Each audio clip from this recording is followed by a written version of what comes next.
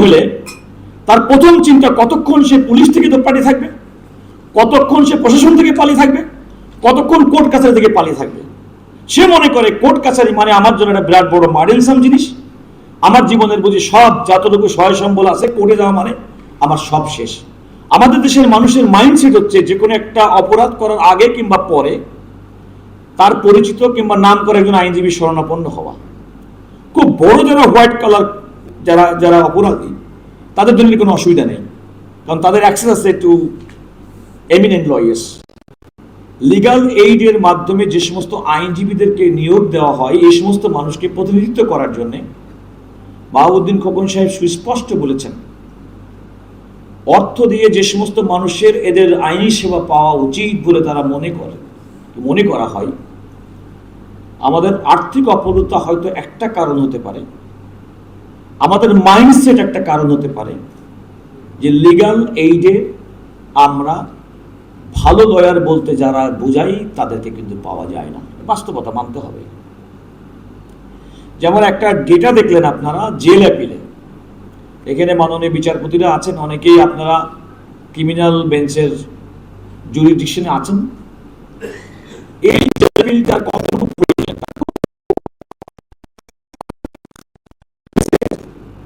Convict সে কিন্তু নিজে কিন্তু সেপারেট আপিল ফাইল করে, খেয়াল করে দেখেন। এবং এর বাইরে অতিরিক্ত হচ্ছে আমরা জেল অ্যাপিলের জন্য আমরা লিগাল এইডের মেম্বারদেরকে দিয়ে থাকি।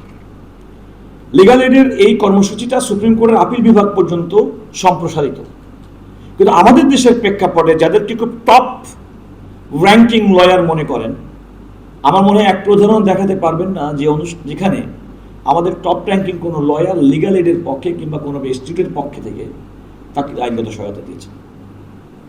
তাহলে এই একটা রিয়েল প্রবলেম, যেখানে রাষ্ট্রের উদ্দেশ্য হচ্ছে আপনাকে রিয়েলি আপনার rule of law, access to জাস্টিসের জন্য এই প্রসেসটা আপনি নিয়েছেন, কিন্তু নানা কনস্ট্রেন্টের কারণে আপনি কিন্তু তাদের সেই প্রত্যাশাটা মিট আপ করতে পারছেন না। যদিও আমাদের প্রধান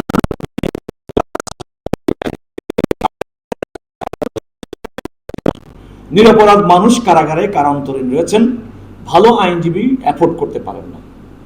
আমার মনে হয় ইট ইজ হাই টাইম, এবং আমাদের আইনমন্ত্রী মহোদয় অত্যন্ত সক্রিয় মানুষ, এবং উনি মাননীয় প্রধানমন্ত্রীর এই ব্যক্তিগত উপলব্ধিটাকে ম্যাটেরিয়ালাইজ করবেন যে অন্তত মানসম্মত আইনজীবী এবং মানসম্মত সেবা দেওয়ার জন্য এই লিগাল এইড কমিটিগুলো যেন কাজ করতে পারে, ফাইন্যান্সিয়াল কনস্ট্রেইন যেন তাদের না থাকে। এটা হচ্ছে আমার প্রথম চাওয়ার জায়গা।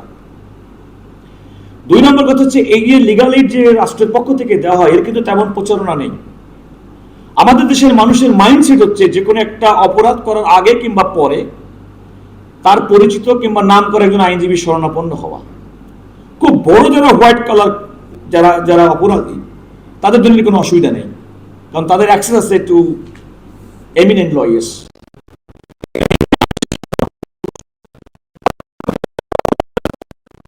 হলে তার প্রথম চিন্তা কতক্ষণ সে পুলিশ থেকে পালিয়ে থাকবে, কতক্ষণ সে প্রশাসন থেকে পালিয়ে থাকবে, কতক্ষণ কোর্ট কাছারি থেকে পালিয়ে থাকবে।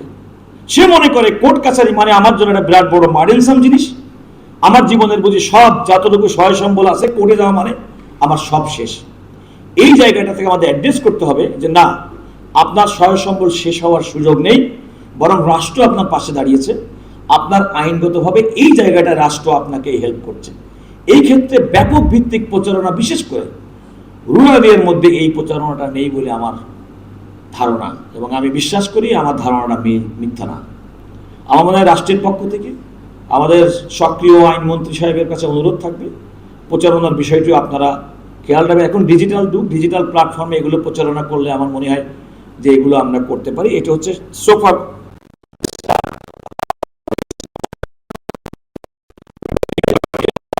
I'm not going to undermine any of my learned friends. I'm saying যে আপনারা যদি ফ্রম মাই সাইড, এখন তো হয়তো আমার পক্ষ থেকে কোনো ফৌজদারি মামলাতে হয়তো অ্যাসিস্ট করা সহজ হবে না। আমি নিজেও কিন্তু আমাদের মনে আছে আমাদের একজন মাননীয় প্রধান বিচারপতি ঘোষণা দিয়েছিলেন যে আমি কোনো একজন সিনিয়র আইনজীবী যদি মাসের মধ্যে একটা প্রবণ কোনো মামলা করে দেন গরিব মানুষের, তাহলে কিন্তু তাকে একটা স্পেশাল তার একটা রিকগনিশন দেওয়া হবে। আমি যদি ভুল না করি তৎকালীন মাননীয় প্রধান বিচারপতি মোহাম্মদ ফজলুল করিম সাহেব কথাটা বলেছিলেন। আমি জানি না সেটা কতটুকু মেটেরিয়ালাইজ হয়েছে, তবে একেবারে দুঃসংবাদ না, কিছুটা সুসংবাদ। আমাদের মতো মানুষ যারা আমাদেরকে মনে করে যে আমরা সাধারণ মানুষের নাগালের বাইরে মনে করে, আমি বলতে পারি, আমি সন্তোষের সঙ্গে বলতে পারি, আমরা আমার ব্যক্তিগত অবস্থান থেকে অসংখ্য মানুষকে বিনা পয়সায় আইনগত সহায়তা দেওয়ার অভিজ্ঞতা আমার আছে।